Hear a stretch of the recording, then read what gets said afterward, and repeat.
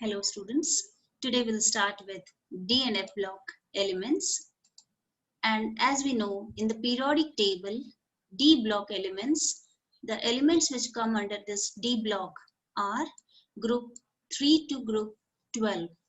So since they are placed intermediate in between S block and P block element, the name transition element is given to these group of elements. So D block elements are also called as transition elements.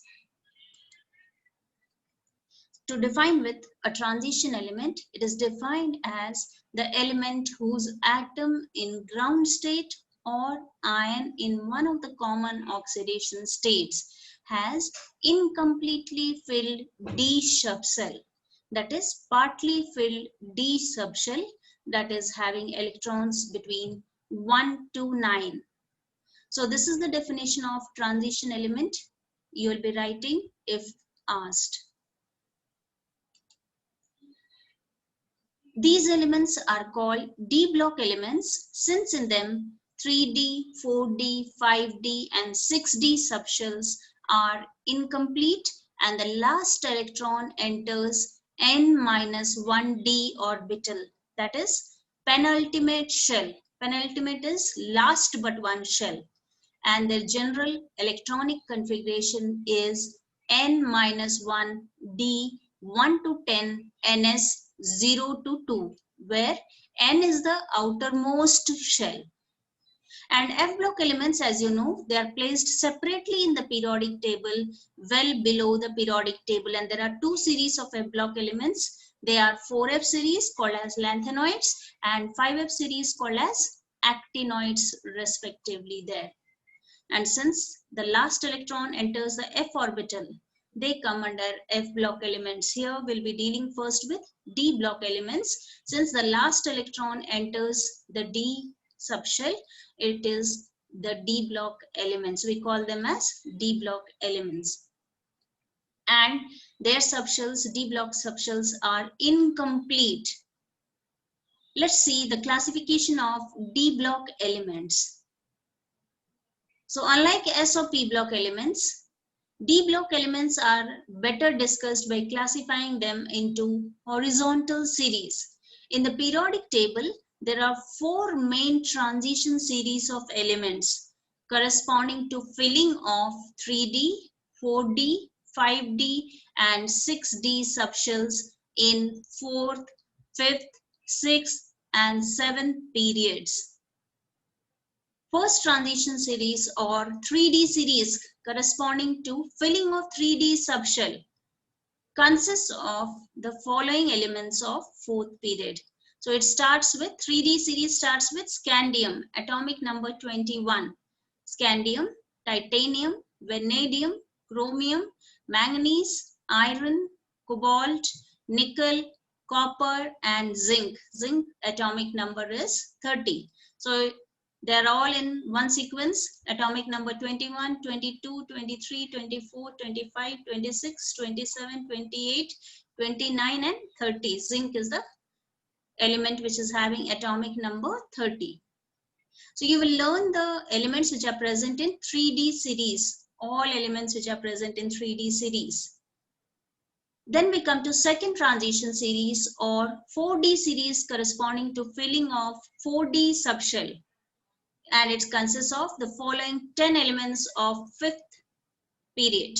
It starts with Y, ytterbium, atomic number 39, Zr, zirconium, niobium, molybdenum, technetium, ruthenium, rhodium, palladium, silver and cadmium.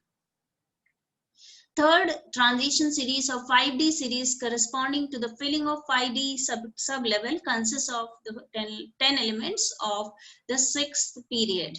It starts with lanthanum, atomic number 57, hafnium, tantalum, tungsten, rhenium, osmium, iridium, platinum, gold and silver it is mercury, atomic number 80.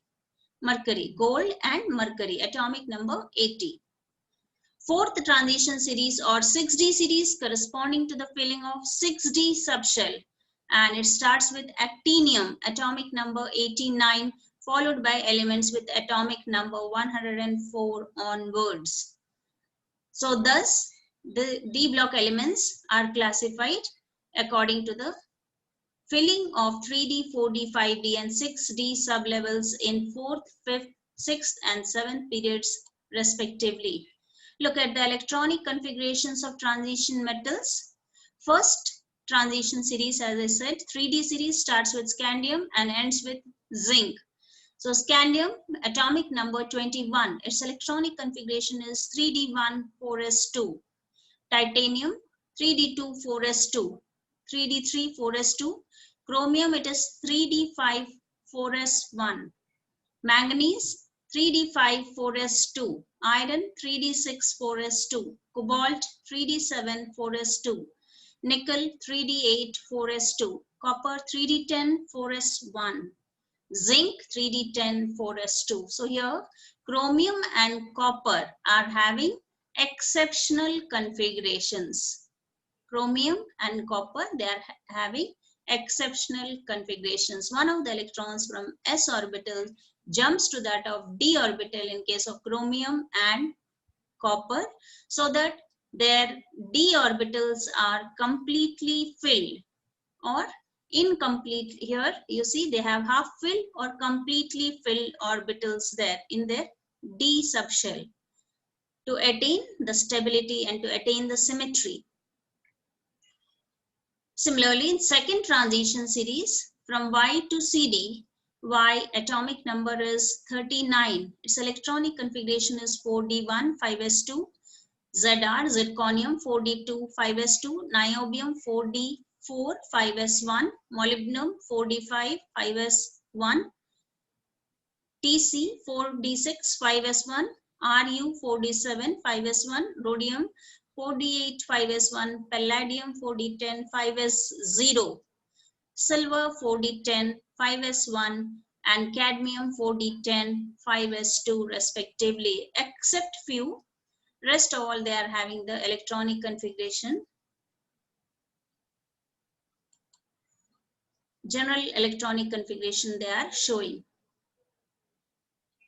Following that series, third 5D transition series starts with lanthanum and ends with mercury.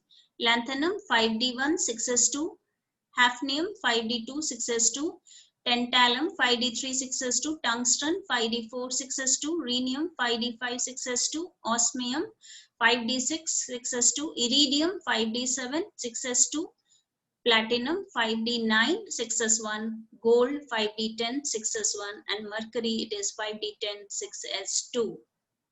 And the 6D series, transition series, that is the fourth transition series, is still under discovery. The elements are being discovered day by day. Atomic number 89, it's actinium and its electronic configuration 6D1 7s2. 104 it is 6D2 7s2, 105 it is 6D3 7s2 and so on. You will learn 3D series in detail, that is important. These electronic configurations have the following characteristic features: an inner core of electrons with noble gas configuration, n-1 d orbitals are filled up progressively with electrons. Most of the members have 2 electrons in the outermost orbital, that is ns. Some of the members, that is chromium, copper, niobium, molybdenum, silver, gold, etc., have only 1 electron in ns orbital, whereas palladium has no electron in the ns orbital. In lanthanum, Z equals to 57. 1 electron goes to 5d orbital before filling of 4f orbital, an exception from Aufbau's order. Let's come to the general characteristics of transition elements. Except for mercury, which is a liquid, all transition elements have typical metallic structure and typical metallic properties such as conductivity, malleability, and ductility, luster, high tensile strength, etc. That means all elements show typical metallic properties. Their atomic radii are in between those of S and P block elements. In a series, they decrease with increasing atomic number, but the decrease is very small after a midway. They have high melting and boiling points, high enthalpies of vaporization, high enthalpies of atomization, and high enthalpies of hydration of their ions. These properties depend upon the strength of the metallic bond in them. Their first ionization energies are higher than those of the S block elements and less than those of P block elements. They are usually electropositive in nature. They show variable oxidation states. The stability of any oxidation state or the tendency for a transition element to act as oxidizing or reducing agent depends upon its electrode potential. A number of these transition metals and their compounds show catalytic properties. Most of the transition elements form colored compounds. The compounds are generally paramagnetic in nature. They have a great tendency to form complexes. They form interstitial compounds with elements like hydrogen, carbon, boron, and nitrogen. Also, they form alloys. We'll discuss all these properties one by one, physical properties, in the next class. Look at the exceptional behavior of zinc, cadmium, and mercury. As already mentioned, due to completely filled D10 configuration, zinc, cadmium, and mercury show exceptional behavior as compared to the other members of their respective series. Taking the example of the first transition series, that is 3D series, zinc differs from the other members in the following characteristics. The first difference is it has much higher atomic radius and ionization enthalpies. Its compounds are white, while those of the other members are usually colored. It does not show variable oxidation states unlike other members. Its compounds containing zinc ions are diamagnetic, while those of the other members are paramagnetic, and it forms lesser number of complexes than other members.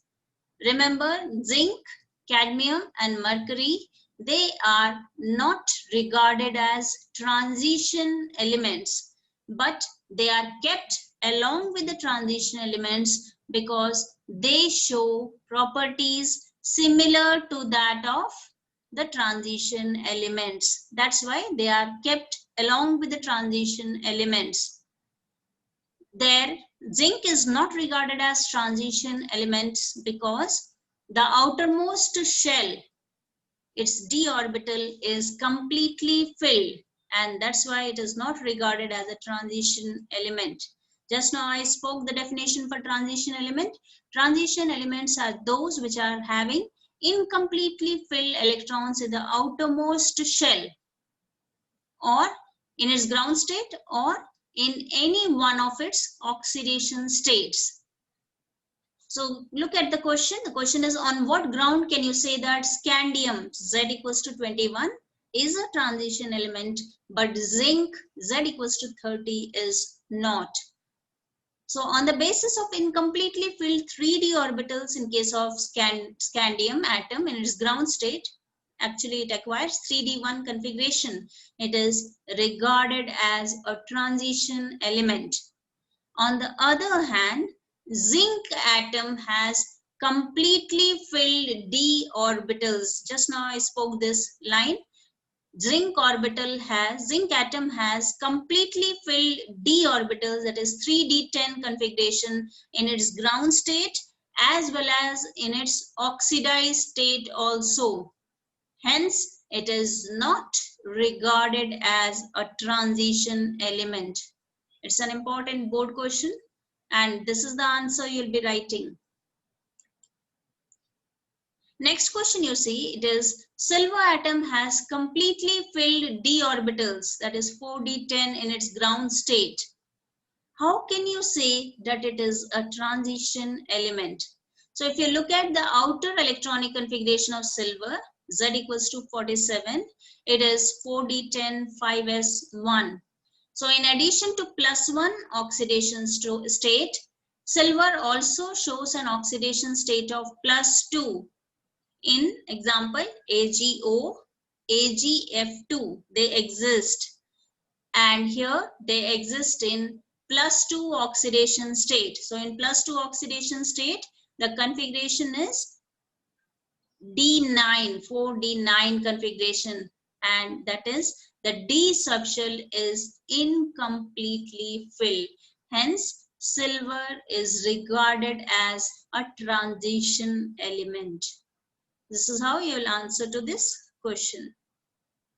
Hope followed. Now look at this question. It's an NCERT question, and the question is, write down the electronic configurations of chromium ion. So Cr in +3 state. So you need to remove 3 electrons. Chromium is having an electronic configuration, atomic number of 24. And you need to remove 3 electrons from his outermost shell. So when you remove 3 electrons, you will remove 1 electron from that of your s orbital and 2 electrons from 3d orbital there. So chromium in +3 state, it acquires a configuration argon 3d3. Similarly, copper ion Cu+, this is also exceptional configuration there. It is Cu+, it is 3d10 4s1. So you need to remove 1 electron from the s orbital, and it gives the configuration argon 3d10. Similarly, cobalt in +2 state, argon 3d7. Manganese in +2 state, argon 3d5. Pm +3 state, it is xenon 4f4. Ce +4 state, cerium, it is xenon, and it acquires the configuration there. Lu in +2 state, xenon 4f14 5d1. And thorium in +4 state, radon 86. So you will note down this in your assignment copies, and in the next class, we'll be seeing about that of the physical properties of the compounds. Until then, thank you children, and have a nice day.